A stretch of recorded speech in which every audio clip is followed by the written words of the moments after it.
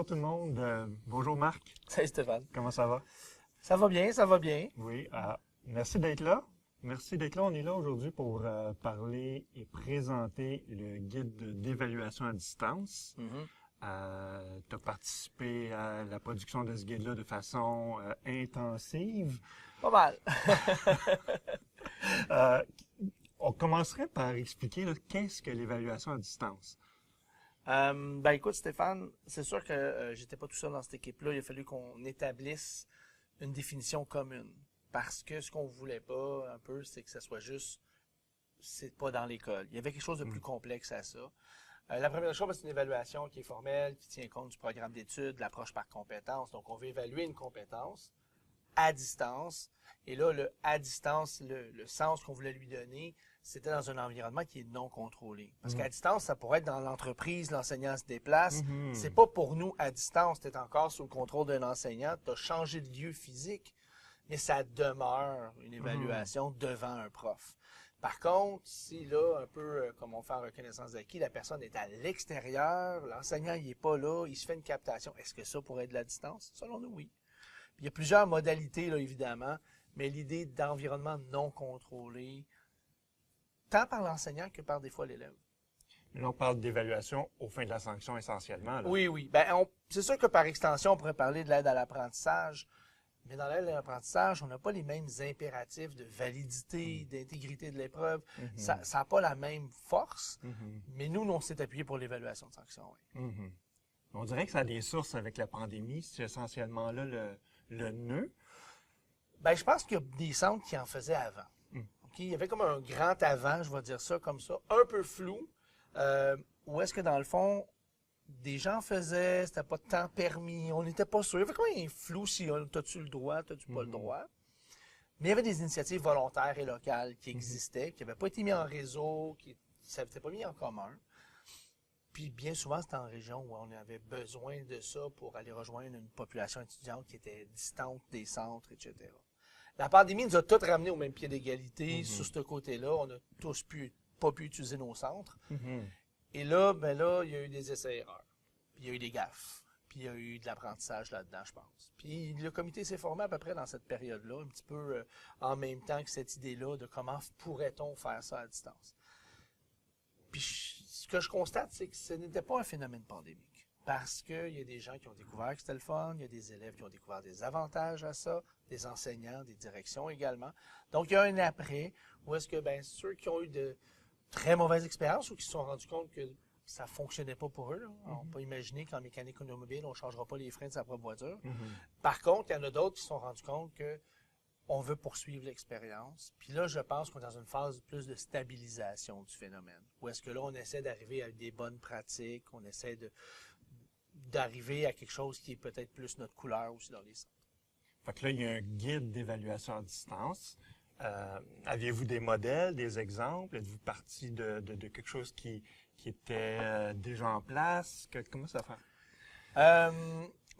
Il y a quelque chose qui, pendant la pandémie, est apparu, la plupart des gens le savent, là, il y a un guide ministériel des bonnes pratiques. On n'aimait pas le mot « bonne pratique », ça donnait une espèce de regard étrange. Et puis, on s'entend, là, les gens qui ont travaillé là-dessus ont travaillé fort, ils ont travaillé probablement rapidement aussi. Puis l'angle qui avait été prise, c'était d'empêcher l'élève de tricher. On pouvait lire entre les lignes tout ce qui était demandé comme technologie, etc., c'était faisons d'une évaluation qui aurait dû se faire en classe avec le niveau de surveillance, le niveau de sécurité, je veux dire ça comme ça dans une classe, puis on va essayer de l'amener à la maison. Ça, c'était un peu notre base de réflexion et j'oserais dire peut-être de choses qu'on ne voulait pas faire. Parce qu'on a testé. Un collègue à moi d'ailleurs, c'est M. Sébastien Ross. Nous, on a testé toutes les contre-mesures, on est technicien de formation, on a triché à chaque fois. On était capable, malgré tout ça, de tricher. Et c'était lourd, là. Moi, je suis au centre de service scolaire de Montréal. On a les infrastructures, les ressources humaines pour accoter ça. Mais je peux pas imaginer un petit centre de service, mais tout ça en œuvre. Ça prend des ressources colossales, ça prend de l'aide, ça prend un engagement vraiment plus qu'une initiative. C'était pas là où on voulait aller. Oui, on a eu un guide, mais sinon, on a vraiment défriché le terrain. Fait que là, tu sembles me dire qu'on n'est pas resté sur l'orientation de contrôler ou d'installer un système de sécurité absolu. Là. On semble... Non, c'est ça. L'idée là, de l'évaluation à distance, ce n'est pas de transposer tout ce que tu faisais dans ta classe dans l'école virtuelle que tu as créée, que l'élève soit chez eux, en entreprise ou ailleurs. C'est pas ça le but. C'est de repenser ton évaluation. Toujours en gardant les mêmes valeurs instrumentales, les valeurs fondamentales qui régissent l'évaluation. Ça reste, c'est là, c'est au cœur de nos préoccupations. On a voulu aussi se préoccuper des rôles qu'il était dans le guide de gestion de la sanction, par exemple. On nous parlait des rôles de surveillant d'un examen, le rôle de l'enseignant qui corrige, le rôle de la direction qui doit assurer une certaine intégrité aux épreuves, puis un archivage sécuritaire.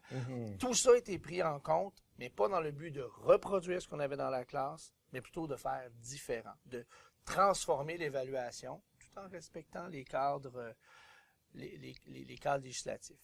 Je dirais qu'il y a une autre partie de notre comité qui s'affaire à briser ou à ébranler un peu plus les colonnes du temple. Disons que si je devais faire le vocabulaire de chez nous, on veut évaluer ailleurs. On a un autre sous-comité chez nous qui veut évaluer autrement.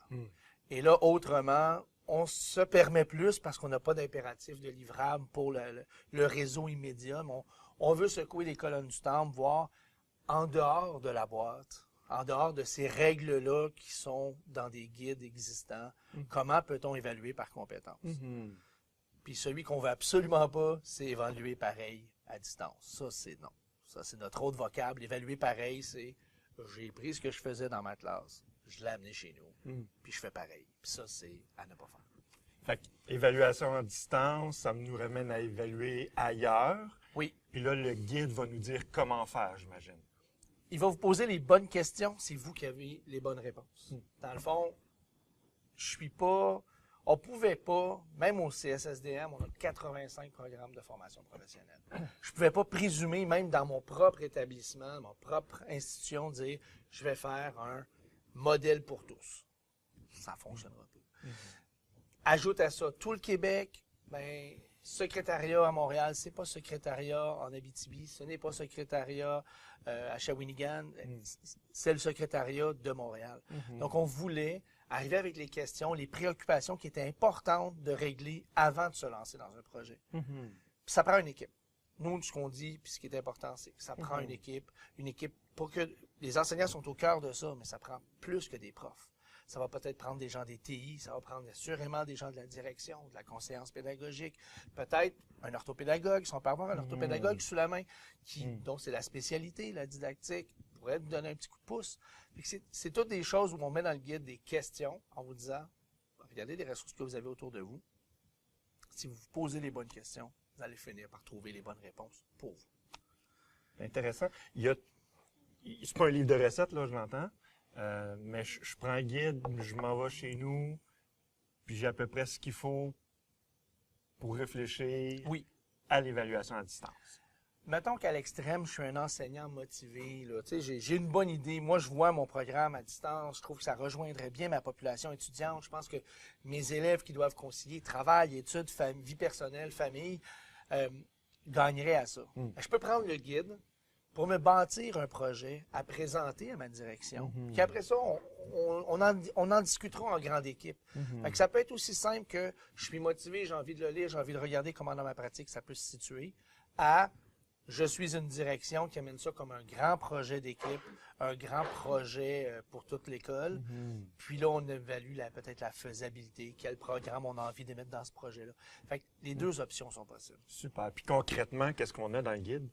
Dans une première partie, on va regarder les valeurs instrumentales fondamentales.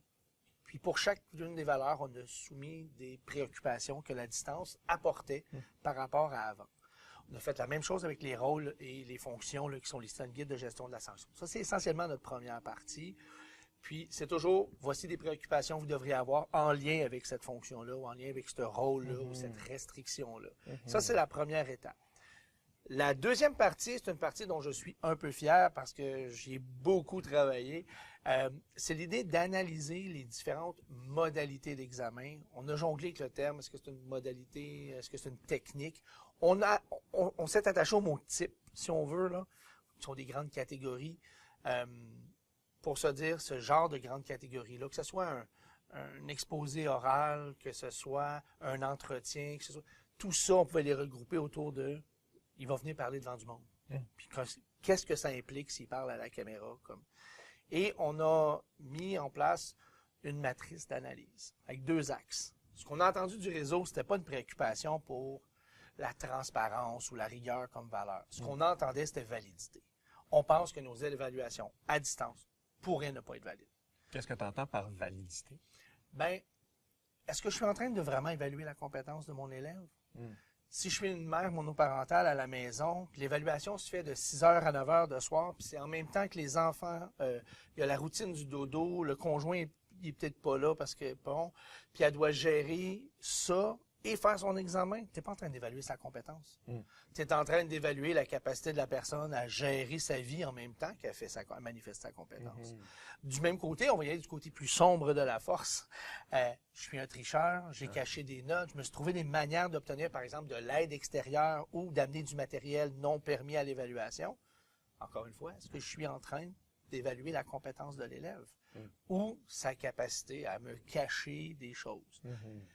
Puis on voulait pas aller dans l'extrême non plus par rapport à la validité. Je veux dire, déjà dans la classe, si je décide de me tatouer réponse ses avant-bras, c'est que ça changera pas que je sois à distance ou en classe. Là. La tricherie possible, elle existait dans la classe. Il faut pas penser parce que maintenant c'est à distance qu'il faut laver plus blanc que blanc.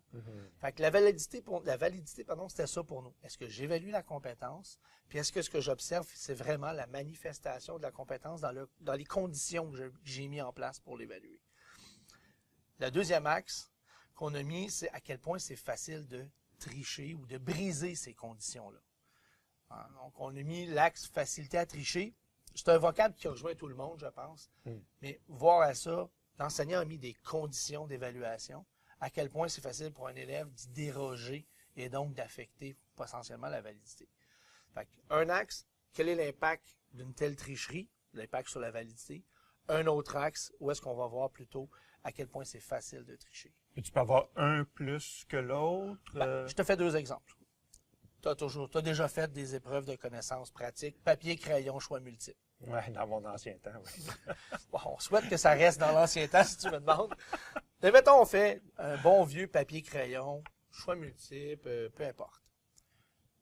Techniquement, si je connais les lettres à encercler, il y a 0 validité. Donc, l'impact d'une telle tricherie anéantit l'évaluation. Il n'y a aucune valeur à ça. Là. Je suis pas en train d'évaluer ta compétence, je suis en train d'évaluer ta capacité à retenir des lettres et lesquelles sont les bonnes. Mais, là, dans ce cas-là, je devrais probablement avoir tendance à vouloir réduire la possibilité de tricherie. Malheureusement, un examen de connaissances théoriques, pratiques, dans un environnement de maison, c'est super facile d'avoir quelqu'un qui rentre hors champ et qu'on ne le voit pas. Même si j'ai scanné tout l'environnement là au début de l'examen, c'est assez facile de scanner l'environnement puis ensuite sortir un objet. L'enseignant ne sera pas capable à 35 personnes de surveiller, ou même à 24 si c'est les plus petits, ou 20 personnes. Dans ces petits médaillons d'écran. Dans ces petits médaillons d'écran, ça sera pratiquement impossible à surveiller. Donc, l'axe facilité à tricher va être élevé. L'impact d'une telle tricherie va être élevé. Donc, on va regarder une petite coordonnée, si on veut, dans notre matrice. Puis, on va être dans le rouge. On va dire, c'est probablement pas une technique que vous devriez utiliser tout seul. Je vais à l'opposé. Je te dis, tu es en sommellerie. C'est un jeu de rôle. Je vais piger un vin. Tu as 5 minutes pour te préparer. Puis après ça, tu vas me parler comme un client de ton vin. Et là, la facilité à tricher est peut-être un peu plus élevée. Je pourrais me cacher toutes les fichettes de vin que je peux imaginer autour de moi, qu'un sommelier n'aurait peut-être pas à la table. Mais si moi, dans mon entretien semi-dirigé, je te pose des questions, oui, mais est-ce que ça se marierait plus avec le poisson? Puis là, je te challenge dans tes connaissances. Ben, l'impact d'une telle tricherie sera presque nul. Je vais pouvoir la contrer comme enseignant en ajustant ma situation puis en te faisant réellement manifester ta compétence. C'est un peu l'idée qu'on avait là. Je comprends. Puis là, la matrice, là, j'entends aussi là, qu'il y aurait peut-être un lien avec l'intelligence artificielle. Ou... C'est ça? C'est arrivé sur le tard. Je pense que tout le monde a entendu parler de ChatGPT. Je ne vais pas faire de pub pour eux, mais je pense que c'est déjà fait. On entend intelligence artificielle, c'est associé. Mais c'est sûr que tu es devant ton ordinateur à distance. Dans le concept d'une évaluation ailleurs, là, forcément, tu as tous les outils pour consulter l'intelligence artificielle. Comprends. Et oui, on peut essayer de contrer ça, minimiser, fournir des laptops aux élèves. Il y a plein de contraintes très lourdes qu'on peut essayer de faire pour empêcher ça. Notre philosophie, on a mis un petit article de se dire, si on veut vraiment tout contrer, on ne devrait pas plutôt l'utiliser, éduquer nos élèves à leur usage. Parce qu'on s'entend, là, ChatGPT peut te suggérer plein de choses. As-tu le regard critique pour te dire c'est vraiment la bonne chose? Cette information-là n'est pas plus valide que ce qu'on faisait avant, qui était juste googler un sujet, ou ce qu'on faisait avant, qui était d'acheter des périodiques ou aller dans des bibliothèques. La même question se pose. L'information que je consomme, est-elle pertinente et est-elle juste? Fait que nous, on a voulu amener cette dimension-là. Pas bannir l'objet, on pense. Ceux qui n'ont pas voulu de train au début du chemin de fer, aujourd'hui, ils sont plus là pour en parler, puis le train est toujours là. C'est le même principe. On peut toujours se déchirer la chemise sur l'intelligence artificielle. Elle va être encore là, mais quand toi puis moi, on ne le sera plus. Merci. Est-ce qu'il y a 2 ou 3 éléments que tu voudrais qu'on retienne là, par rapport à ce guide-là, l'utilisation qu'on peut en faire, le sens même de cette opération-là? La première chose que j'aimerais qu'on retienne, c'est qu'on n'a pas la prétention de dire au réseau, aux enseignants, aux directions, nous avons la vérité, écoutez-nous. On veut vraiment vous dire, on a réfléchi pendant presque 1 an, on était plusieurs dans le comité, tu en as fait partie, plusieurs collègues, il y a des collègues qui sont plus avec nous aujourd'hui, qui étaient là au début, je les en remercie. On était plein de cerveaux de partout au Québec. C'était pas un Montréal, c'était pas l'Estrie, on avait des gens d'un peu partout au Québec, puis on a réfléchi en nos réalités. Puis on est arrivé avec des questions, des préoccupations qu'on avait, puis on les a mis dans le guide. La deuxième chose à retenir, c'est qu'on ne transpose pas nos examens, on les repense. De prendre ce que tu faisais dans ta classe, puis de faire une espèce de photocopie numérique, une numérisation de tes épreuves pour les rendre disponibles dans Teams, dans Zoom ou peu importe ton outil de conférence, c'est pas ça le but. Puis le guide, clairement, ne s'en va pas là-dedans et ne s'en va pas non plus dans l'idée de contraindre la tricherie en ajoutant des contraintes technologiques qui, pour nous, probablement dans certains cas, pour des élèves moins, familiers que le numérique, ben, ça ajoute des difficultés juste supplémentaires, puis encore une fois, du bruit dans l'évaluation. Fait que je dirais que ça, puis je vous dirais que l'idée du guide, c'est un premier pas. J'espère qu'il va être évolutif, j'espère que les gens qui vont le consulter vont critiquer le guide, vont nous dire qu'on s'est trompé par endroit, vont nous dire qu'on aurait pu faire différemment. J'espère qu'ultimement, on va évaluer autrement, plutôt qu'ailleurs. Parce qu'il est peut-être temps qu'on le repense. Préoccupation vis-à-vis de l'évaluation à distance, outils d'analyse des catégories d'épreuves, une tendance vers adapter ses façons, jumeler les façons pour contraindre un peu là, la facilité de tricher et ou les problèmes de validité. Essentiellement, c'est ça. Oui. Super. Quitte à ouvrir un grand chantier comme d'évaluer à distance, là, le pas de plus, c'est de juste repenser nos évaluations. À partir du moment où tu as pensé à toute la techno, puis toute la gestion de classe, puis tout ce que ça implique, en dehors de l'évaluation d'être à distance, là, c'est quoi le petit pas de plus pour se dire, ce qui était un examen papier-crayon, là, ben peut-être que cette connaissance pratique-là pourrait être différent. Peut-être un entretien, peut-être une entrevue, est-ce qu'il peut être un exposé oral, est-ce qu'il peut être un projet? Et ça, on en propose, on en liste des techniques, sans aller dans le détail, mais on met nos références bibliographiques pour qu'un enseignant dise « Hey, j'ai envie de faire ça, je sais pas comment. » Ben oui, il y a un nom, il y a une page, il y a un titre, il y a de livre, là, ou quelque chose. On a mis de quoi pour que les gens puissent être curieux. Merci, Marc. Merci à toi. Plaisir.